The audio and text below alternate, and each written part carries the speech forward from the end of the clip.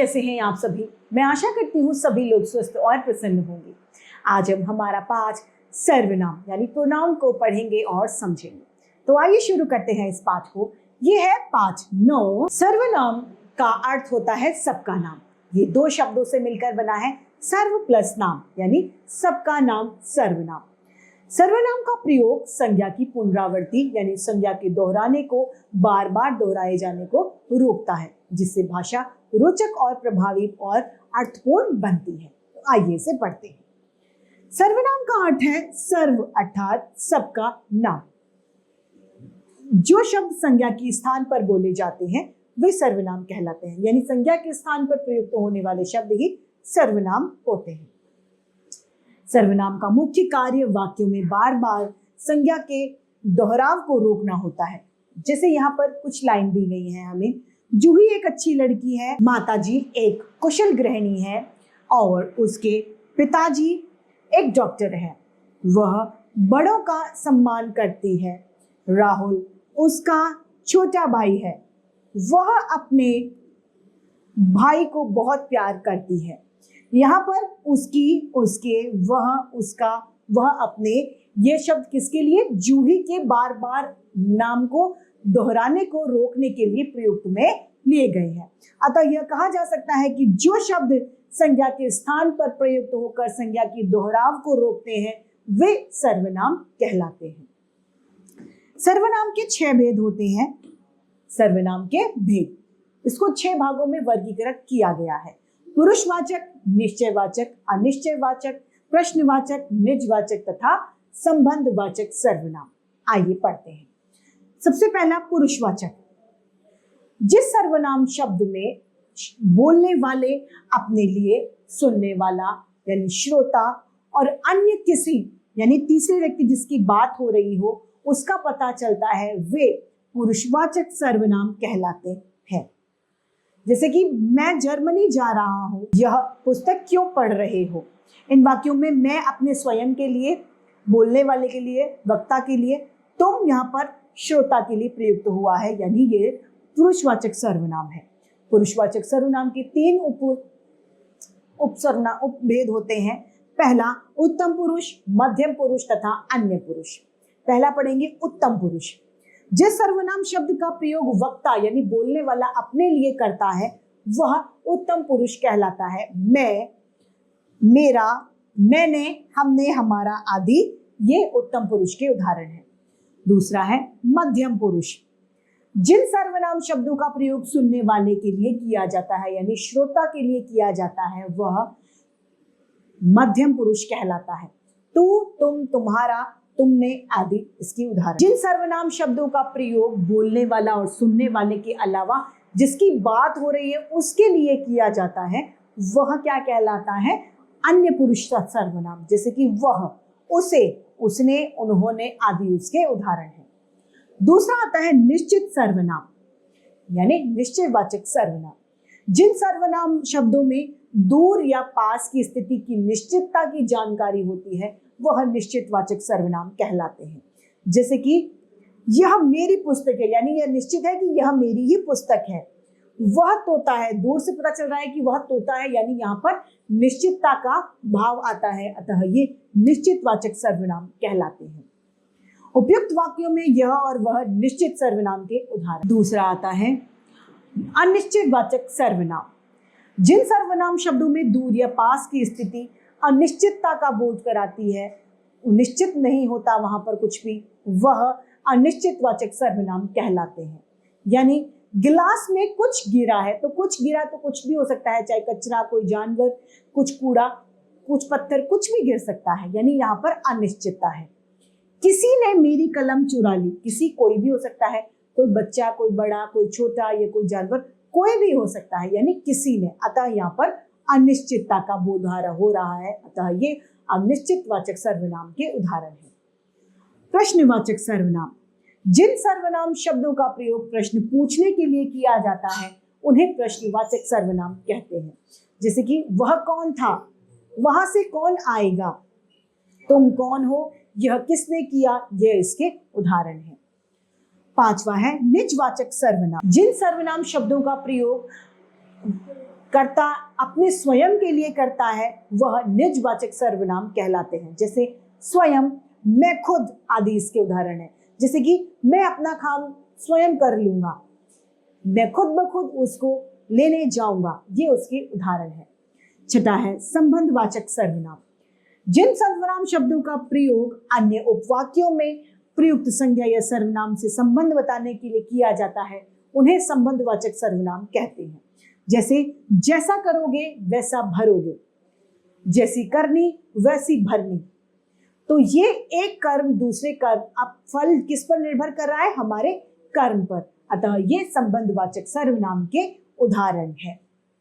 यहाँ ये जानने वाली बात है कि आप, वे, ये, हम, तुम शब्द बहुवचन है, लेकिन आदर प्रकट करने के लिए हमें इन बहुवचन शब्दों का प्रयोग ही करना पड़ता है। जहां केवल आप शब्द का प्रयोग सुनने के लिए होता है वहां यह आदर सूचक मध्यम पुरुष होता है, और जहां आप शब्द का प्रयोग अपने लिए होता है वहां यह निजवाचक सर्वनाम होता है। आप शब्द दो प्रकार से प्रयोग में लाया जाता है, एक तो सुनने वाले के लिए और एक अपने खुद के लिए। यानी आप क्या कर रहे हो, ये आप सुनने वाले के लिए हुआ, और मैं अपने आप चला जाऊंगा तो यहाँ पर आप मैं स्वयं के लिए प्रयोग में ला रही हूँ।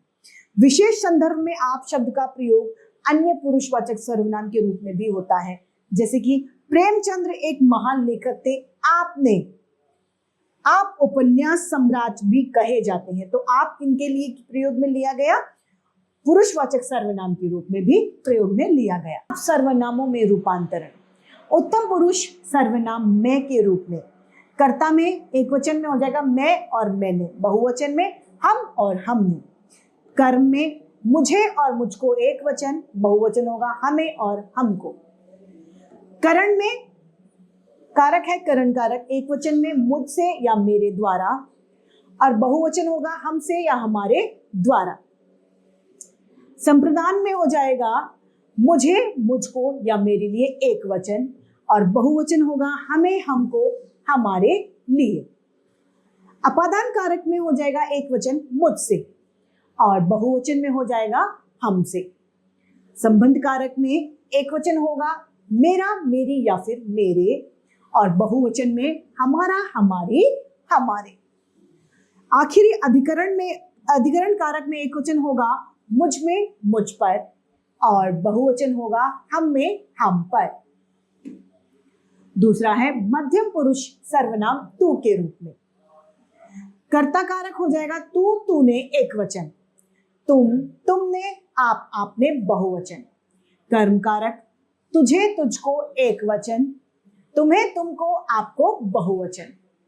करण कारक में एक वचन होगा तुझसे, तेरे द्वारा, बहुवचन होगा तुमसे, तुम्हारे द्वारा, आपके द्वारा। संप्रदान कारक में एक वचन होगा तुझे, तुझको, तेरे लिए, बहुवचन में होगा तुम्हें, तुमको, तुम्हारे लिए, आपके लिए। अपादान कारक में एक वचन होगा तुझसे और बहुवचन में होगा तुमसे। संबंध कारक में एक वचन तेरा, तेरी, तेरे, और बहुवचन में तुम्हारा, तुम्हारी, तुम्हारे। अधिकरण कारक में एक वचन होगा तुम्हारा, तुम, तुझ में, तुझ पर, और बहुवचन होगा। तीसरा है अन्य पुरुष सर्वनाम वह के रूप में क्या होगा? करता है करण कारक में एक वचन वह, उसने, और वे, उन्होंने। कर्म कारक में उसे, उसको, बहुवचन में उन्हें, उनको। करण कारक में उससे और उसके द्वारा, और बहुवचन में उनसे, उनके द्वारा। संप्रदान में उसको, उसके, उसके लिए, और बहुवचन में उनसे, उन्हें, उनके लिए। अपादान कारक में एक वचन है उससे और बहुवचन में है उनसे। संबंध कारक में एक वचन है उसका, उसकी, उसके, और बहुवचन है उनका, उनकी, उनके। अधिकरण में एक वचन है उसमें, उस पर, और बहुवचन हो जाएगा उनमें, उन पर। निश्चयवाचक सर्वनाम में यह के रूप में हो जाएगा कर्ता कारक में यह, इसने, ये, इन्होंने। कर्म कारक में एक वचन होगा इसे, इसको, बहुवचन में इन्हें, इनको। करण कारक में एक वचन इससे या इसके द्वारा, बहुवचन में इनके या इनके द्वारा। संप्रदान में एक वचन होगा इसे, इसके लिए या इसको। बहुवचन होगा इन्हें, इनके लिए या इनको। अपादान कारक में एक वचन होगा इससे और बहुवचन है इनसे। संबंध कारक में एक वचन है इसका, इसकी, इसके। बहुवचन में इनका, इनकी, इनके। अधिकरण में इनमें, इन पर और इसमें, इन, इसमें, इसमें, इसमें पर और इनमें, इन पर। अब अनिश्चित वाचक सर्वनाम कोई के रूप में कर्ता कारक में कोई, किसी ने। बहुवचन में कोई, किन्हीं ने। कर्म कारक में किसी को और बहुवचन में किन्हीं को। करण कारक में किसी से या किसी के द्वारा और बहुवचन में किन्हीं से या फिर किन्हीं के द्वारा। संप्रदान में किसी को या किसी के लिए, बहुवचन में किन्हीं को या किन्हीं के लिए। अपदान में किसी को और बहुवचन में क्या होगा, किन्हीं को, किन्हीं से। संबंध कारक में किसी का, किसी के, किसी की और बहुवचन में किन्हीं का, किन्हीं के, किन्हीं की। अधिकरण कारक में किसी में, किसी पर और बहुवचन में किन्हीं में, किन्हीं पर। प्रश्नवाचक सर्वनाम में कौन का रूप जो है वह कर्ता में होगा कौन, किसने। बहुवचन होगा कौन, किन्होंने। कर्म में, कर्म कारक में किसे, किसको, किनको और किन्हें होगा बहुवचन। करण कारक में किससे, किसके द्वारा। बहुवचन में किसने, किनके द्वारा। संप्रदान में किसके लिए, किसको और बहुवचन में किनके लिए, किनको और किन्हें। अपादान में किससे और बहुवचन में किनसे। संबंध में किसका, किसकी, किसके। बहुवचन में किनका, किनकी, किनके। अधिकरण में किस में, किस पर और बहुवचन में किन में, किन पर। सातवां है निजवाचक सर्वनाम आप के रूप में। कारक है कर्ता कारक आप, आपने। कर्म कारक आपको। करण कारक आपसे। संप्रदान कारक आपके लिए। अपदान कारक आपसे, पृथक होना। संबंध कारक आपका, आपकी। अधिकरण आप में, आप पर। आखिरी है संबंधवाचक सर्वनाम जो के रूप में। कर्ता कारक एक वचन में जो, जिसने। बहुवचन जो, जिन्होंने। कर्म कारक एक वचन जिसे, जिनसे, जिनको। बहुवचन में जिन्हें, जिनको। करण कारक एक वचन में जिससे, जिसके द्वारा। बहुवचन होगा जिनसे, जिनके द्वारा। संप्रदान कारक है जिसके लिए, जिसको या फिर जिसे। बहुवचन होगा जिनके लिए, जिनको या जिन्हें। अपादान कारक है जिससे। बहुवचन होगा जिनसे। संबंध कारक है उसमें एक वचन जिसका, जिसके, जिसकी। बहुवचन जिनका, जिनके, जिनकी। अधिकरण जिसमें, जिस पर एक वचन और जिसमें, जिन पर बहुवचन। इसी के साथ ये समाप्त होता है। आइए संक्षेप में दोहराएं। संज्ञा के बदले बोले जाने वाले शब्द सर्वनाम है। सर्वनाम के 6 भेद होते हैं: पुरुषवाचक, निश्चयवाचक, अनिश्चयवाचक, संबंधवाचक, प्रश्नवाचक तथा निजवाचक। पुरुषवाचक सर्वनाम के 3 भेद होते हैं: उत्तम पुरुष, मध्यम पुरुष तथा अन्य पुरुष। सर्वनाम के साथ भी कारक चिन्हों का प्रयोग किया जाता है। तो इसी के साथ ये पाठ समाप्त होता है और उम्मीद करती हूँ सभी को ये समझ में आया होगा। आज के लिए इतना ही, फिर मिलते हैं। धन्यवाद।